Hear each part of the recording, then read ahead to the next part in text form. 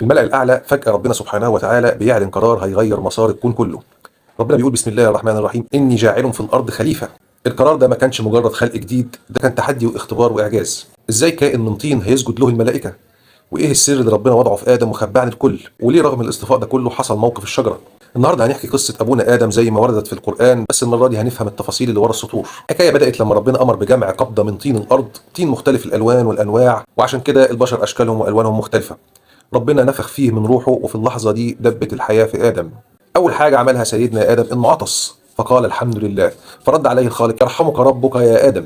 هنا بدأ الاصطفاء الحقيقي. ربنا علم سيدنا آدم الأسماء كلها، علمه أسرار ما كانتش الملائكة تعرفها. ولما ربنا سأل الملائكة عن الأسماء دي قالوا سبحانك لا علم لنا إلا ما علمتنا. هنا ظهر فضل العلم، وأمر الله الملائكة بالسجود لآدم، سجود تكريم مش عبادة. الكل سجد إلا واحد، إبليس، اللي كبره منعه وقال أنا خير منه. ومن هنا بدأت العداوة الأبدية. آدم سكن الجنة وربنا خلق له السيدة حواء. ربنا قال لهم كلوا من كل حاجة إلا الشجرة دي، وهنا لازم نقف وقفة. ليه الشجرة دي بالذات؟ ده كان تدريب لسيدنا آدم على ضبط النفس وطاعة الأمر. إبليس ما سابش آدم في حاله وبدأ يوسوس بذكاء وخبث. ما قالوش اعصى ربنا، لا، قال له هل أدلك على شجرة الخلد وملك لا يبلى. الشيطان استخدم رغبة سيدنا آدم في الخلود والقرب من ربنا عشان يوقعه، وحلف لهم بالله إنه ناصح أمين.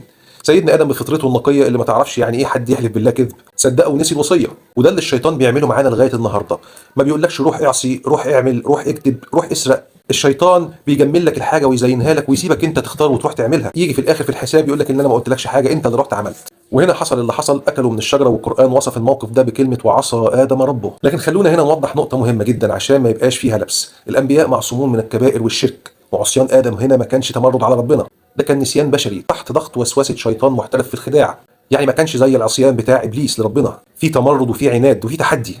القرآن نفسه هو اللي برأ سيدنا آدم لما قال في سورة طه بسم الله الرحمن الرحيم فنسي ولم نجد له عزما. يعني سيدنا آدم عمل حاجة ربنا نهاه عنها لأنه نسي.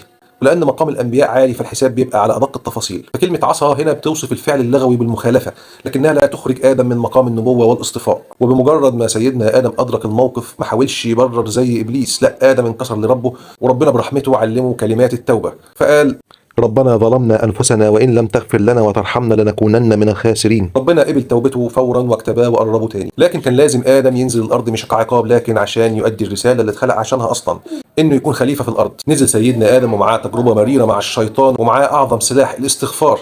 نزل عشان يعلمنا إننا بشر بنغلط، بس باب ربنا دايما مفتوح للي بيرجع. قصة سيدنا آدم هي قصتنا كلنا، صراع بين الفطرة والشهوة، بين طاعة ربنا ووسوسة الشيطان. ربنا أراد إن آدم يمر بالتجربة دي عشان يعلمنا إن التوبة بتمحي كل حاجة، وإن مقام العبودية الحقيقي هو الرجوع لله.